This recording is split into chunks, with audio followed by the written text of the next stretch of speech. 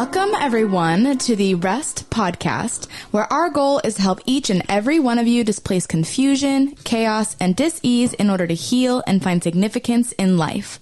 I am your host, Natalie Williams, and I am here with the author of The Reconstitution Method for Healing and Rest, Virginia Dixon. Dr. Cowden, thank you so much for joining me again today. Yeah, thank you for having me on. I am thankful that we can have you for this segment of time to continue to discuss the consequences of grief, the physiological consequences of unresolved grief, specifically ALS and other neurological diseases. Would you talk to us about that freely? Yeah, neurodegenerative diseases are increasing in the United States, especially the dementias. And we know that ALS and Parkinson's and MS are also increasing in the number of people that are affected. And there's a variety of reasons. One is because there's so many pollutants that people are affected by now that didn't even exist 100 years ago. Mostly man-made chemicals, pesticides, herbicides, solvents, cleaning solutions, you name it. Man's invented it and poisoned many of the people of the world as a result of that. And so the people are developing ALS in part because of that. And other neurodegenerative diseases, they're also developing neurodegenerative diseases in part because of insufficient nutrition. The nutrient density of the food has dropped dramatically. The U.S. Department of Agriculture did studies in 1935 to look at the amount of vitamins and minerals in the vegetables that were produced in the soil at that time, and then again in 1969, and found that there had been a 70% reduction in nutrient value of the foods in just those 34 years. And we would expect at least another 70% reduction since the 1969 evaluation. So that means that we're down to less than 9% of what we started out with back in 1935. So little wonder that we have so many diseases. We're not getting the vitamins and minerals from our food sources that we need. No, and so people that don't do any kind of supplementation, I think are in very much deception. They need to, either move to, let's say, Hawaii and live on the side of a volcano and grow their own fruits and vegetables in their yard with organic volcanic soil, or they need to supplement. So since most people can't do the former, they need to do the latter. And then the other thing that's, I think, really skyrocketing the incidence of all these neurodegenerative diseases are infectious illnesses. Dr. Judith McCloskey in Switzerland has found that 90% of people that died with dementia had a spirochete or a spiral-shaped bacteria in their brain. And 25% of those were Borrelia species related to Lyme disease. And the other 65% were treponema species that are found in the mouth. So there's a lot of periodontal disease that gets spread from the bloodstream into the brain every time you brush your teeth and floss your teeth. If you see the least bit of blood on your toothbrush or your floss, then you just seeded your bloodstream with some bacteria that can end up in your brain. Now, that doesn't mean that you should stop flossing or stop brushing. It just means you need to take even better care of your teeth. Don't floss once a day and brush once a day, but floss and brush 3 times a day, and do it with, like a Sonicare toothbrush instead of a regular toothbrush.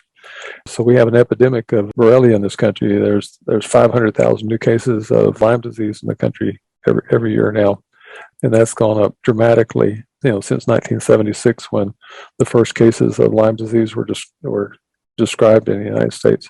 So there's an epidemic. For Lyme disease, it's not just from tick bites. That's such a misconception. No, it's you can get Lyme disease from any kind of biting insect, mosquitoes, lice, mites, fleas, scabies, and also from sexual intercourse and French kissing and a variety of other ways. It's transmitted from the mom through the placenta into the fetus. So a lot of children are being born with Lyme disease. And then it goes unrecognized because most doctors are not testing for it. But those that are testing for it are using tests that have a high false negative test rate. Mm-hmm.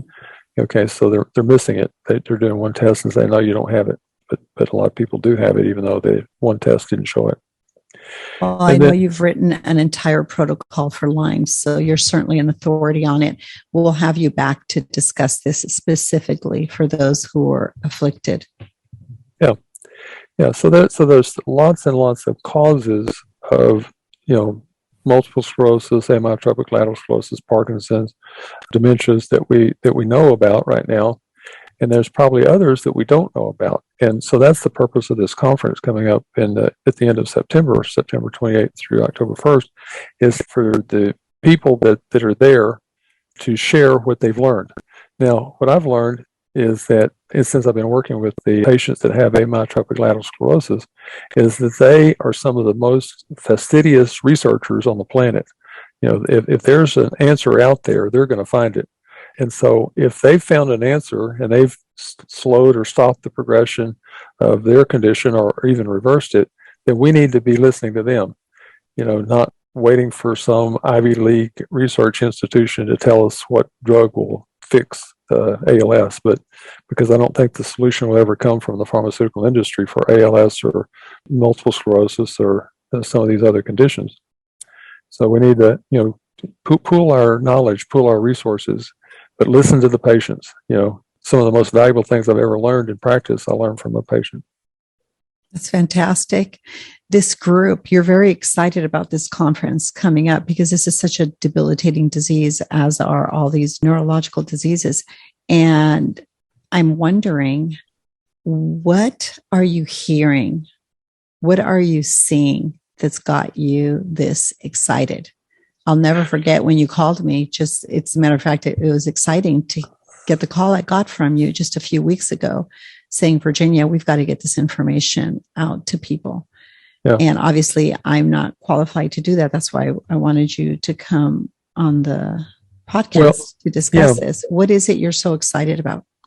Well, when I first started working with advanced cancer cases, what I heard repeatedly was the patients were told by their oncologists, there's nothing more that can be done, go home and die. And a lot of those patients that were told that are still alive now, 25 to 35 years later, because they didn't believe what the oncologist said. They instead started cleaning up their diet and detoxifying and working on their emotions and lots of other things. As a result of that, they overcame the cancer and outlived their oncologist. And so when I heard that there was 53 documented ALS reversals, I said, I didn't know that. And then what disturbed me even more is that almost no neurologist knows that. Okay. Wow. So if the patients that get ALS go to their regular neurologist, he's going to say there's nothing that can be done, go home and die. And in my opinion, that's criminal. They should say, I know nothing else that you can do. Go search and see if you can find something. If anybody listening has ever watched the movie Lorenzo's Oil, they'll know what I'm talking about. If you haven't watched that movie, it's worth watching, because those two parents said, we're told by the doctors there's nothing that can be done for our son. He's going to die. But they kept searching and searching and searching and finally found an oil that they gave him, and it cured him. Okay? So the persistence of the patients and the patients' families can make a huge difference. And so that's absolutely. That's one of the things that excited me. The other thing that excited me is I knew that in integrative medicine, we have a lot of things that we found that work for other severe chronic diseases that are considered incurable by the allopathic medical community. And if we use all of those collectively, maybe we can make a difference in a large number of the patients with ALS with what we already know. But if we don't make a huge difference, we can hopefully find other things, because these are innovative, integrative practitioners. They think outside the box. So I think that there'll be answers that come very soon because of this collaborative effort. Your soul, your mind, your heart, your will, your conscience rests right in the center of the cavity in your chest. Mm-hmm. Those feelings emote through the central nervous system, through your brain. Yeah. And the frequencies, the energy fields are all the consequence of those feelings that are transmitted through your brainstem up to your brain. And that is the energy that flows throughout the rest of your body. Yep. Grief is a function of the central nervous system, I think. I see it as an external consequence of something. So you need to identify what you're sad about, which is in your soul, your feelings. Feelings emote. So the feeling of sadness emotes in grief. If we don't begin to have this conversation about the root cause of these diseases and connect them to our very soul, we cannot heal. But the reverse is also true, right, Dr. Cowden? Yeah. Because you and I live in that world. We see incredible results from this process. Yeah. Miracles. Absolutely. And, honestly, God bless the doctors that show up to go to work every day that only have 10, 15 minutes to meet with their patients that are part of the conventional allopathic system. A lot of times they just don't have time. They're not given time. And I know for a fact, because many of those doctors are my clients and are dealing with anxiety and depression. They cannot do their job. Now, this isn't, I'm not slamming everything or everybody. There's amazing doctors. There's amazing programs. There's good things happening. And there's a huge hunger. I think there's a significant hunger. There's a growing hunger, I should say, for understanding the root cause of these disease states, because we all recognize we need to do more. Yep. But I think you're qualified to talk about what I just said more than anybody I know. Yeah. Well, I'm very sad about the way the medical system has developed in this country, because the present system has been driven in large part by some greedy international bankers and some pharmaceutical companies. And, I think that the medical system has been co-opted by, those financial interests. But I think that according to a survey, 50% of physicians are just completely so disillusioned with and frustrated with medicine that they're thinking about retiring early and going into stock trading or real estate investments or something else because they're not being able to do what they thought they were going to be able to do in the medical field. And that's just a tragedy, because they spent all these years of investing their time and money and energy into learning some things about the human health that could be valuable if they would just, instead of leaving medicine altogether, shift a little bit to the left or the right and use some functional medicine approaches. Functional medicine is, using, diet, supplemental nutrients, mind-body techniques to make a difference in the person's health. And oftentimes you can help people that way when the pharmaceutical approach doesn't work. So you can not have to jump ship. Well, as a traditionally trained cardiologist, you've been there. You're speaking from experience. Yeah. Yeah, no, I did that only for 1 year. It was too emotionally traumatic for me to watch patients being treated with that approach when I knew that there was a better approach. I would help people in the intensive care unit get well enough to get out of the intensive care unit and even to go home, but 2 months later, they were back in the hospital because they hadn't changed their diet, they hadn't changed their lifestyle, they hadn't taken any supplemental nutrients, they weren't drinking water, they were drinking too much, alcohol, coffee, and sodas, and so they were the product of the marketing system of the United States. We have so many advertisements on the TV. You need to be drinking this soda or that. Going to this fast food restaurant or whatever, and it results in disease processes that are preventable, reversible. And you didn't mention family systems, how we love, the things that compel them. Yep. They have absolutely zero training in recall healing and understanding the consequence of these family systems, generational consequence. They don't, and even if they have an interest, they don't have time.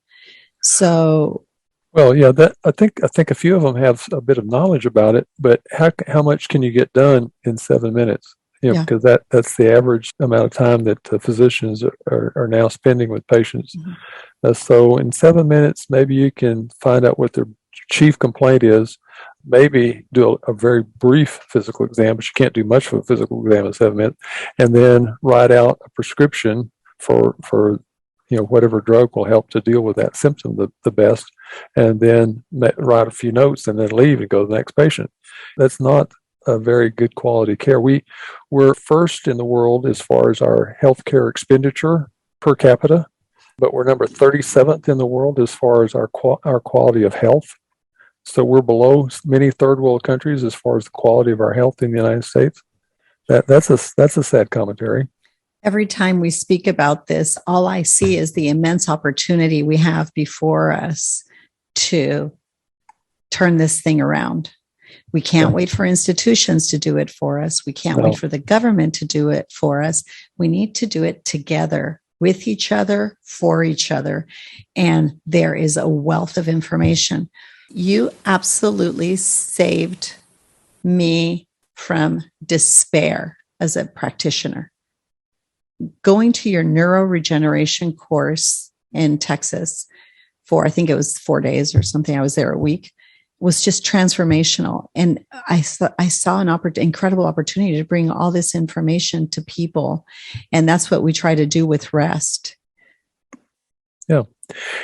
I just hope that some of the practitioners that are thinking about retiring early and going off into real estate or stock trading will instead consider the possibility of stepping sideways into functional medicine and learning something about that. And then once they learn enough about functional medicine, then even broaden their horizons more about other types of integrative medicine that can help patients, even though tools that are available in the allopathic medical system can't help them. Well, you and I have been working very hard to get these educational modules together that we have on virginiadixon.com. We're also working very hard to put together a 12-part series that begins with the history of medicine in America so people can understand how we got here and all kinds of practical resources and information. But it isn't just take this and do that. It's about reason through this, understand this, reconcile this and that. And the process of just going both through the modules, I think, and through this 12-month program that you've single-handedly put together as a doctor is transformational. And I'm so excited about it. Do you want to talk about those two things a little bit? Some people, whether they're physicians or lay public, will say, oh my goodness, it's like eating an elephant. Well, how do you eat an elephant? One bite at a time. Okay, so you don't try to eat the whole thing because otherwise you get really severe indigestion if you can accomplish it at all. But take a bite, chew on it for a bit, apply it in your own life, apply it in the lives of those that are closest to you, spouse, children, parents, and then start applying it in the lives of others, friends and neighbors. And if you see an overall positive benefit, then that bite was a good bite to take.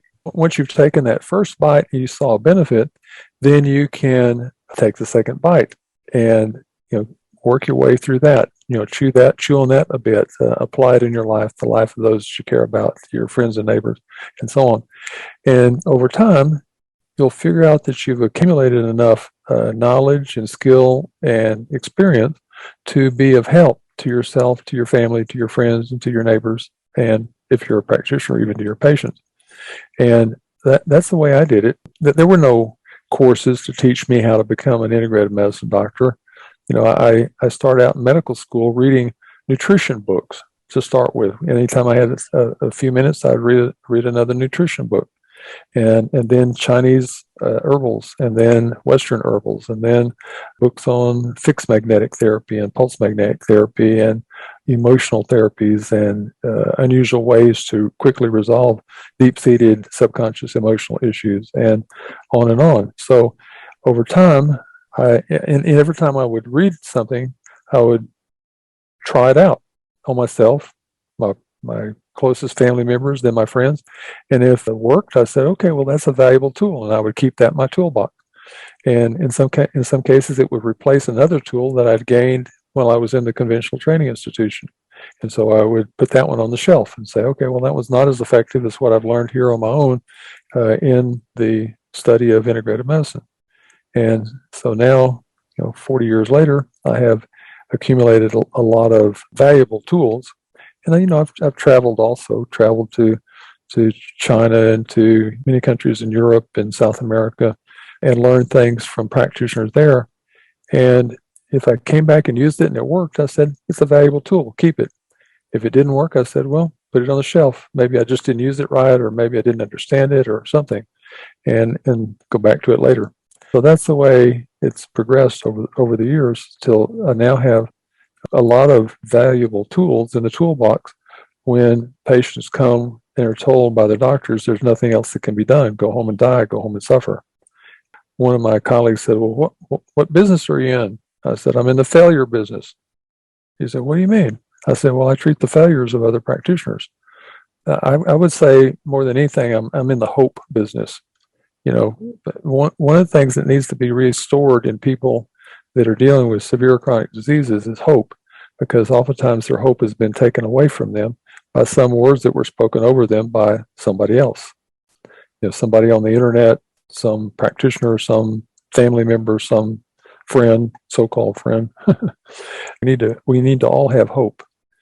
It makes us sad, and it compounds grief.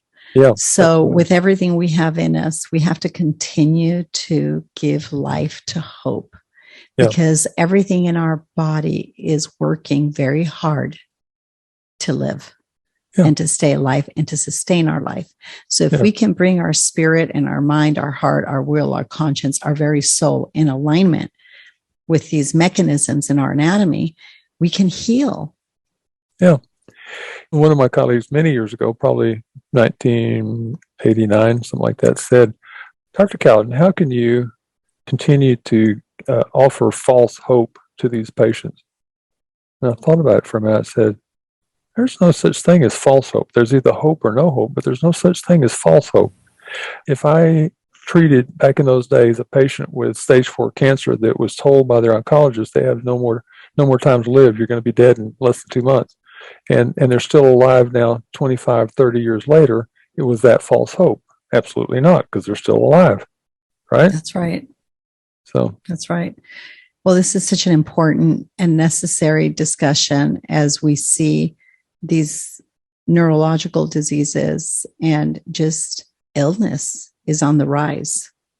So I am so thankful that you had time to discuss all this with me. And I want everybody listening to know that, again, we're putting the specifics and we're breaking all this down online, and some of the resources we're making available to you. And Dr. Cowden, I can't wait to have you back. In October, we're going to be talking about cancer. And I just can't wait to have you back, because I think we're going to give people a lot of hope. Yeah, I think people need to have hope nowadays. It seems like hope has become less and less available. Less and less scarce, isn't it? Yeah, it's become very scarce. So I think that we need to do everything we can to reestablish hope in people. Thank you so much, Dr. Cowden. I am so incredibly honored to know you and thankful for everything that you pour into R.E.S.T, into our community, into our curriculum, and all that you've taught me has been transformative. Thank you from the bottom of my heart. Yeah, well, the things that you've taught me have been extremely valuable also, and I really appreciate what you've learned over all these years, and what you're doing right now to try to pass that along. It's admirable.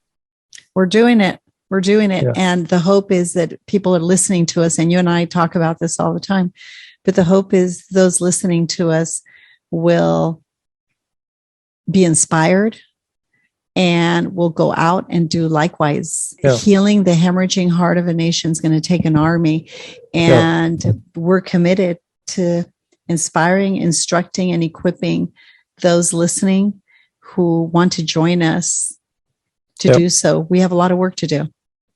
Yep. We challenge everybody to pay it forward. That's right. Thank you so much, Dr. Cowden. I love you and appreciate you deeply. Love you too. God bless you. All right. Bye now. If you use the promo code podcast to receive a 10% discount for our foundational on-demand day of rest, you will receive a discount for the 40 days of rest curriculum.